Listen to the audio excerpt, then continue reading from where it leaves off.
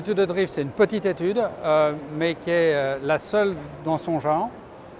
Donc c'est une étude à la fois pilote et de phase 2, qui s'intéresse aux patients qui ont une fibrillation auriculaire, une contre-indication définitive et totale aux anticoagulants à pleine dose, et qui ne peuvent donc pas être anticoagulés, qui ont donc la fermeture de l'auricule gauche, avec cette problématique de que donner à ce patient derrière la fermeture de l'auricule gauche avec une prothèse au milieu d'une grosse oreillette gauche, une stase considérable en général, du contraste à l'écho et un risque de thrombose sur la prothèse qui est très important.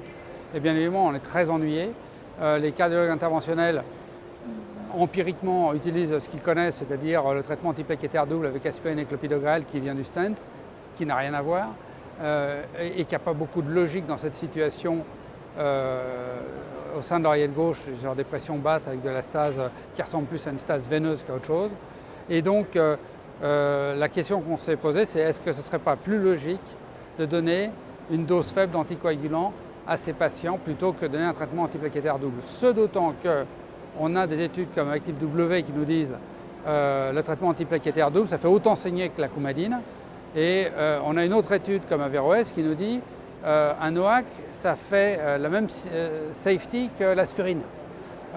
Donc on a dit on va tester ça avec le rivaroxaban et on va même l'utiliser à une dose inférieure de celle de l'AFA. Donc on a pris 2 doses, 10 mg et 15 mg, qu'on a donné à des patients après randomisation lorsqu'ils avaient un auricule gauche fermé pour une fibrillation auriculaire et un haut risque hémorragique. Et le bras contrôle, c'était le traitement antiplaquettaire double. Alors bien évidemment, comme c'est une petite étude, le critère primaire, c'est la génération de thrombine. On voulait s'assurer qu'une dose réduite de rivaroxaban ferait le job. Et sur le critère primaire, ça fait le job. Même les doses faibles de rivaroxaban, ça contrôle la génération de thrombine mieux que ce que fait le traitement antiplaquettaire double. Donc c'est une bonne nouvelle sur les fragments 1+2 de la prothrombine, mais on voit aussi les mêmes tendances sur les dédimères et sur les complexes thrombine-antithrombine. Donc on est rassuré sur l'effet biologique. Sur les événements cliniques sur 3 mois de suivi, on voit des événements qui sont essentiellement des événements hémorragiques dans tous les bras, dans les 3 bras, mais il n'y a pas de différence entre les bras. Moyennant quoi, on faisait cette étude pour avoir un traitement de la prévention de la thrombose de prothèse. Et sur ce point-là, on a observé 2 thromboses de prothèse. Ce n'est pas des événements très fréquents, c'est autour de 5-6%. Là, on a un peu plus de, on a 2% de malades. Et ces 2 patients qui ont fait la thrombose de prothèse, authentifiés par imagerie, analysés en aveugle par le Core Lab, sont 2 patients dans le traitement antiplaquettaire double. Il y en a eu 0 ailleurs. Donc on a quand même l'impression que ça marche.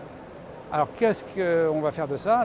L'étape suivante, normalement, c'est qu'un labo prend ça, que ce soit un labo de matériel ou un labo de pharma, et fait une étude de phase 3 pour dire c'est le traitement qu'il faut tester parce que ça deviendrait la référence. Monothérapie et pas bithérapie. NOAC est plutôt qu'antiplaquettaire et faible dose de NOAC. Reste à voir si quelqu'un aura envie d'investir là-dessus. Pour l'instant, je ne vois rien à l'horizon. Sinon, on restera avec cette seule étude parce qu'il n'y en a pas eu avant et il n'y en a pas en cours. Mais dans le panorama actuel, moi ce que je vois, c'est que chez ces patients-là, on voit de tout. On voit des patients avec un traitement antiplaquettaire simple, double, des traitements anticoagulants à dose réduite, des fois rien du tout. Et donc au milieu de ce fatras, on a au moins une étude randomisée qui dit voilà, il y a un petit guide pour ce qui se passe avec cette stratégie.